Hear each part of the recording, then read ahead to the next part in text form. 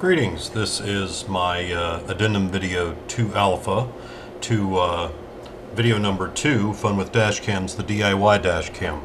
This is not so much a review as it was just an interesting observation and possibly another option, a very creative option, I thought. I'm a sucker for gimmicks, and you'll see what I mean. I bought this the other day at the dollar store. I happened to see it. I was walking through the as seen on TV aisle at the Dollar General, and I saw this and I just couldn't pass it up. This is the GripGo Universal Mount, and you'll see in a second why I thought it was pretty cool. So this is pretty much the box you're going to see, and it's amazing how overpacked it is, this big giant cardboard box, for really a medium-sized mount, universal phone, GPS, whatever mount. As you can see, it looks like they have some kind of a generic phone, probably a disposable. That's what it looks like in the picture. And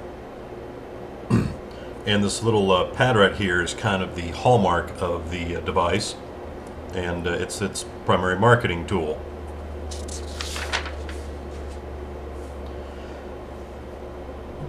So the GripGo has two primary mounting options, mounting on the windshield or the dash proper. And here's the device, just to give you a general view of it. It pretty much constitutes a suction mount with a ratcheting and locking neck. So once you've attached it, you can actually lock it into place, and it won't wiggle, it won't torque. So it's a very solid mount. I was kind of impressed. It's much better than the previous mount I had. I'm probably going to use this. It has a ball joint here at the neck that you can then turn in all 360 degrees, and gives you pretty good range of motion here. So it's got 2 degrees of movement here in the hinge and a ball joint in the neck. Interesting mounting surface is this right here, and I want to preface this by referring you to a previous mount that I have that I currently use in my car. This little guy, he was a $30 mount. He was a $10 mount. If you remember, I was telling you about how this surface is kind of tacky. It grips and provides a nice seal even onto a slightly uneven surface within limits.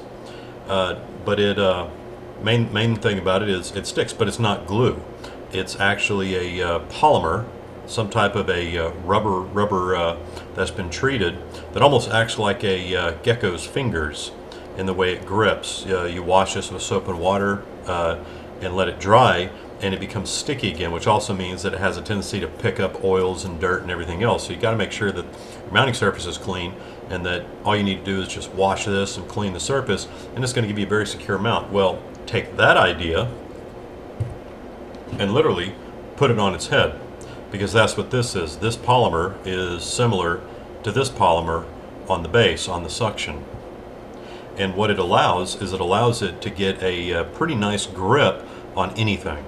And that's why I wanted to include it as an addendum, to say this is also a valid option for any dash cams, especially any cell phones you want to press into work as a dash cam. And I will demonstrate. So for the windscreen, we of course have a regular suction mount. Adjust as you need, and then adjust your head as you need. And then I take my good old trusty LG throwaway. And one thing to note is, I don't know if you can hear that, it's not a textured surface, but it has grooves. So most mount options, most mount systems will have some kind of little arm or some kind of a holder that will positively grip the sides of the phone. Well, if you have buttons on the side like I do here, they may push them and activate certain features on the phone or lower the volume or something. Well, for this, as we follow the rules, make sure there's nothing blocking the camera, and you just attach it and it stays. And to remove it, assuming it's mounted, you just slowly peel away And like you saw, it grips the phone or whatever device you have there, just like the suction here will grip a dash. So that's why I wanted to make mention of that, and that's why I say this is the gimmick, because it's a pretty clever application of that. And of course, as seen on TV. So you know if it's as seen on TV, it's really good. I never saw the ads for it, but I was impressed, at least with the marketing. So let's talk about the good. Number one, it's cheap. Remember, I paid 30 bucks for this, and one thing about this is this guy has a tendency to move back and forth depending upon how I mount the phone in there. But other than that, it gives a nice, sturdy, solid mount. But it was $30, 10 bucks. And actually, I've seen specials where you can get them for 8 bucks. The base hinge locks very securely, as you've seen. You know, it actually has a screw here, similar to some of the mounts you're going to see on most of your typical Dashcam mounts. And it's ratcheted, you can feel it. But once it's locked in, it is really secure. I had to put a lot of force on that, way more than a phone would.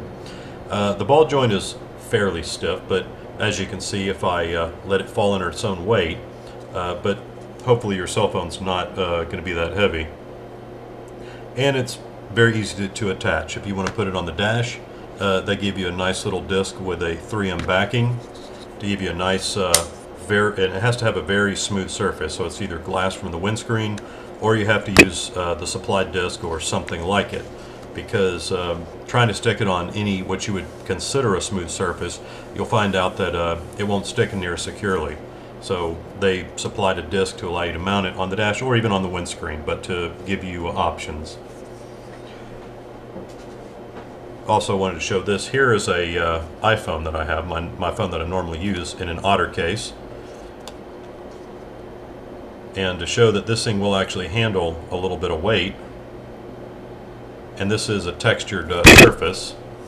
I didn't put it on hard enough. That's the downside of this kind of a system, is you have to be real careful with how much weight you put on, because all of your tension in that ball joint is supplied by a small C-clamp, if you can see right here.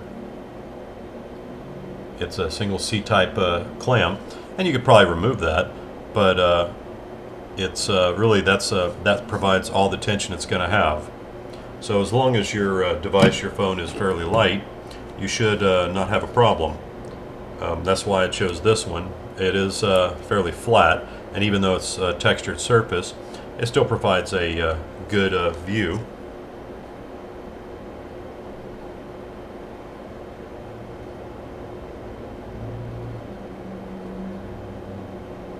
And I just wanted to show the view from the camera.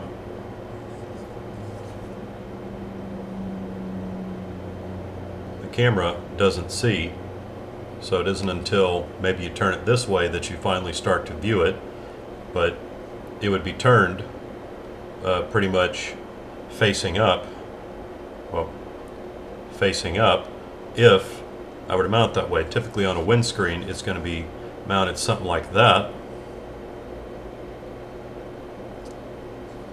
And so there really is no obstruction. And like I said, to dismount, just you grip the sides, peel it right off. So so that's the good. Number one, for 10 bucks, I'm pretty impressed. Very sturdy hinge on the base.